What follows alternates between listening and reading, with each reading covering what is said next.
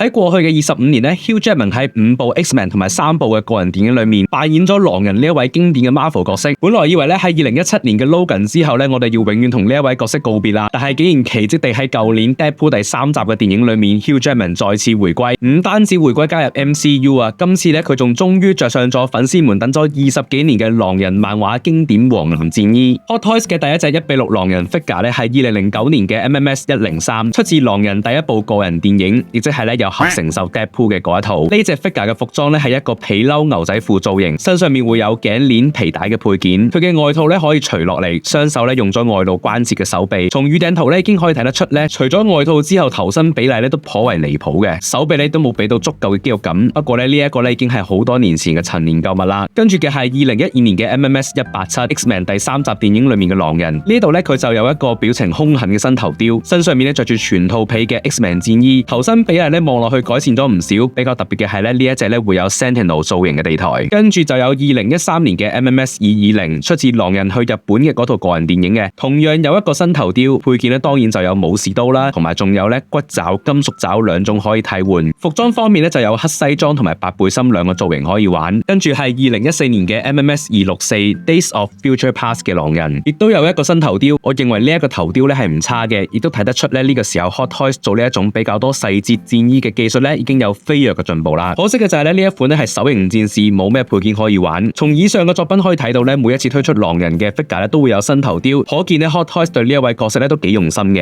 然後係今日唯一一隻我擁有嘅舊作品，2022年嘅 MMS 660B Days of Future Past 1973年版嘅狼人，佢係 Hot Toys Summer Showcase 2022嘅其中一隻限定商品。當年咧完全冇諗到噶，突然間咧就推出咗呢一個角色呢一個造型嘅 figure。呢隻 figure 最大嘅賣點咧一定就係佢有真皮外套同埋整隻無縫嘅替換前臂。服裝上咧佢着住啡色嘅真皮外套，孔雀羽毛圖案嘅恤衫，底下白色嘅背心、牛仔褲、皮鞋同埋皮帶配件。我認為呢一個造型咧，因為着咗好多層嘅衫啊，相比起肌肉感咧，佢俾我嘅比較係臃腫嘅感覺，而且整體身形比例咧都唔係特別好睇嘅啫。頭雕嘅表現咧亦都係一般般嘅，身形同埋頭雕呢兩點咧，我哋喺之後咧會再討論。服裝方面咧，佢仲有一個喺電影最後大戰嘅黑恤衫造型可以替換。Hot Toys 咧今次就特別俾咗真機用嘅棉套，可以套喺佢嘅上臂至到肩部位置。呢一個設計咧算係想法幾周到嘅，出到嚟嘅效果我認為都算唔錯。兩個恤衫造型咧都可以將衣袖咧捲起嚟露出前臂，所以今次咧先會俾咗無縫嘅替換前臂。可惜嘅係咧呢一個前臂嘅替換難度真係奇高啊！我已經出盡咗九牛二虎之力吹埋呢個風筒，嘗試將前臂軟化，亦都試咗按照說明書指引咧將個前臂向後屈，都冇辦法可以將呢個前臂拆落嚟。相信有玩開 Hot Toys 嘅朋友咧對呢一個設計都唔陌生嘅。呢一個原裝嘅前臂咧佢表面好光滑，捉住佢扯嘅時候咧係好跣嘅，亦都根本冇啲咩借力位可以俾你捉住。用力拉佢嘅過程裏面咧需要捉住佢嘅身體，所以用力幾次之後咧佢件恤衫咧都會俾你搞到巢晒咁樣，整個把玩體驗咧非常之差。呢一種設計咧已經唔符合2025年嘅標準噶啦，佢係急需要被淘汰同埋改良嘅。如果改成磁吸替換嘅話咧，相信整個把玩嘅體驗會改良唔少。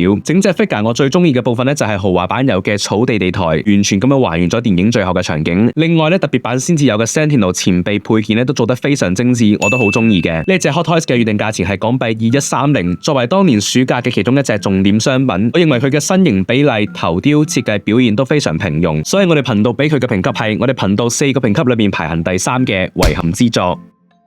最後係今日嘅重點 Hot Toys MMS 754 Deadpool and Wolverine 嘅狼人豪華版，2024年6月開訂，最近啱啱開始派貨。呢一隻 Hot Toys 咧又分成普通版同埋豪華版，普通版同豪華版價錢相差港幣400蚊，兩個版本共用同一款嘅地台。普通版咧係冇戰損換裝、冇真人頭雕嘅，所以呢一隻產品咧係完全冇理由要買普通版嘅。呢一隻狼人咧有一個高大壯碩嘅身形，身形比例咧非常符合演員俾我嘅印象，同 Deadpool 擺埋一齊咧呈現到兩個人嘅身高差，同上一款嘅狼人擺埋一齊咧身形比例、美觀程度嘅差距咧真係高下立見啦！網絡上面揾到嘅資料咧，演員 Hugh Jackman 嘅身高大約係188 cm， 以1:6嘅比例嚟計算咧，大約係31.3 cm。上一款狼人咧，從地面度到去髮型嘅尖尖咧，比到盡咧都係大約得30.5，而今次呢一個狼人咧度到去髮型尖尖嘅話咧，大約就有31.5啦，咁啊真係非常非常接近31.3嘅，所以比例好睇咧，絕對係有理有據嘅。不過戴翻個頭盔先，有時候咧演員嘅身高咧又唔一定係等於角色嘅身高嘅。以上資料咧只供參考。戰戰衣有黃色、深藍色嘅配色，深藍色嘅部分咧主要集中喺肩甲、前臂護甲同埋長靴。雖然戰衣黃色部分佔嘅比例好多啊，但係呢啲部分咧都唔係一大片黃色就算嘅，全部都有做到陰影、高光、舊化嘅上色處理。仔細睇咧，戰衣上上下下咧有好多嘅細節，紋理變化非常之多，好多位置咧都會有一啲坑紋同埋滴膠做突出嘅線條，整件戰衣咧好有層次感同埋立體感。身上面好多細節咧都同漫畫嘅戰衣非常相似嘅，例如佢嘅肩位、腰嘅兩側同埋腰帶，明顯咧設計上咧有參考到漫畫戰衣嘅造型。腰帶部分咧有一個紅黑色 X 標誌嘅帶扣，腰帶咧係直接黐喺上半身上面嘅，所以扭動上半身嘅時候咧，腰帶就會跟住上半身一齊旋轉。下半身嘅重點咧有護膝同埋長靴，呢一對護膝咧直接黐喺褲上面，所以冇事咧就唔可以扯佢啦。長靴一體成型，摸上去好柔軟，可以感覺到咧裏面預留咗一啲可動嘅空間，裏面收埋咗一個可動關節，接地性咧係唔錯嘅。但係我強烈建議咧大家要先睇清楚說明書，裏面有講到明咧扭動腳腕關節要斜斜地咁樣旋轉，千祈咧唔好水平扭，如果唔係咧就可能會折斷啦。今次嘅呢一個新真人頭雕咧係一個嘴巴微張、眉頭皺起、帶點憤怒嘅表情嚟嘅。呢個表情咧選擇好好，唔會太浮誇，但係又唔會太死板，擺一般嘅站姿或者係戰鬥 pose 咧都適用。面雕咧非常優秀，面上面有法令紋啊、眼下細紋啊呢啲細節，甚至咧可以睇到額頭有少少嘅青筋嘅。髮色方面咧係啡色嘅，起初咧我覺得呢一個髮色咧有啲略淺，但係同電影畫面比較一下咧，我又覺得呢一個髮色喺自然燈光下咧都算係幾合理，可以接受嘅。最後呢一個新頭雕咧仲有可動眼球，同上一款狼人頭雕比較咧，哇，應該好難輸啦係嘛？呢款頭雕咧我認為係至今 Hot Toys 做得最好嘅一個狼人真人頭雕嚟嘅。喺電影中後段經過幾場戰鬥之後咧，狼人整個造型嘅變化都幾大嘅，所以今次 Hot Toys 咧就設計咗一個戰損換裝嘅玩法，可以替換佢嘅戰損胸甲、肩甲、前臂護甲同埋一對無縫嘅直膠包膠手臂。首先講咧肩甲啊，用咗磁吸嘅設計，直接吸喺三角肌上面。翻開呢個包膠手臂咧，其實就可以大約睇到裏面磁鐵嘅部分咧係包覆住整個三角肌嘅。呢一個磁吸嘅力度算穩固，佢可以活動嘅幅度咧都幾自由嘅，上下前後都有少少嘅角度，可以遷就到佢雙手嘅活動。除低肩甲之後，可以睇到底下黑色部分嘅邊緣位置咧有類似撕裂嘅效果。呢個就係因為咧電影中後段咧呢一套戰衣兩隻手袖咧都完全撕咗落嚟，而撕落嚟之前咧呢一個黑色部分咧原本應該係要同手袖咧係連接住嘅。裝上咗肩甲之後咧呢一個位置咧算係遮住咗，唔太睇得出底下撕裂嘅設計，咁都算係還原到撕裂之前嘅狀態。好嘢啊，咁都俾你搞掂，呢一個設計咧合格有餘嘅。戰損肩甲咧都係多咗一啲彈窿啊、裂痕啊、舊化效果啊咁樣啦。但係睇翻電影裏面咧呢一對肩甲最後登場嘅畫面，上面咧係冇彈窿嘅，所以可以判斷出咧肩甲嘅戰損咧係 Hot Toys 自行創作出嚟嘅。但係我認為咧都可以接受。雙手前臂護甲同樣啦，都係多咗一啲裂痕同埋舊化嘅效果。最後值得講講佢嘅胸甲，胸甲咧係由前面一直連帶到背後一整塊一齊換嘅。換好咗之後咧，前後咧都多咗一啲戰損嘅痕跡。電影裏面咧其實有非常多清晰嘅畫面咧，可以睇到胸甲嘅戰損狀況。對比一下咧 Hot Toys 咧就冇做到 exactly 完全一致啊，但係我認為咧都非常接近噶啦。換上面罩頭雕、包膠手臂同埋拆咗佢嘅肩甲之後咧，就幾乎完全還原到電影後段嘅狀態。冇兼顧到嘅戰損部分咧就淨係剩翻腹部同埋下半身。呢一對無縫嘅包膠手臂咧呈現到澎湃嘅肌肉感，上面有非常立體嘅血管、肌肉線條嘅細節。摺疊嘅時候咧，聽到裏面用咗齒輪設計，所以就算直膠有彈性咧都唔會回彈開嘅。摺疊嘅角度咧比90度更加多。包膠手臂最大嘅缺點咧就係唔可以長期屈曲展示。咁啊，畢竟狼人呢一個角色係好需要擺一啲動態嘅姿勢噶嘛，所以如果呢一套 Hot Toys 再俾一對可動角度超過90度嘅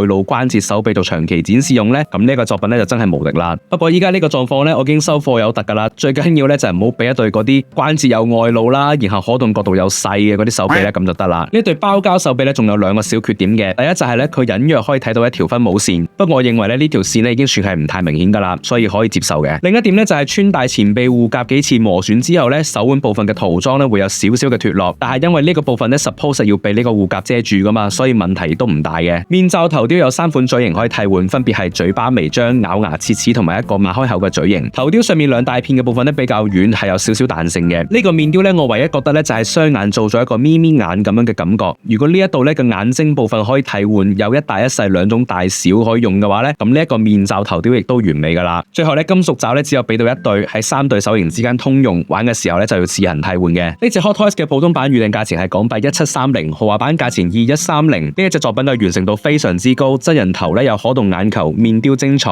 面罩頭咧有替換嘴型，配搭起上嚟咧玩法多變，有超級美觀嘅直膠肌肉手臂，仲有一個非常簡單直接易換嘅戰損換裝設計。唔單止係電影裏面登場過嘅造型，你自己配搭一下咧，仲可以做到非常還原漫畫嘅造型。最後加上苦等20年嘅加成，我哋憑頻道俾呢一隻 Hot Toys 嘅評級係4個評級裏面排行第一嘅必買精品。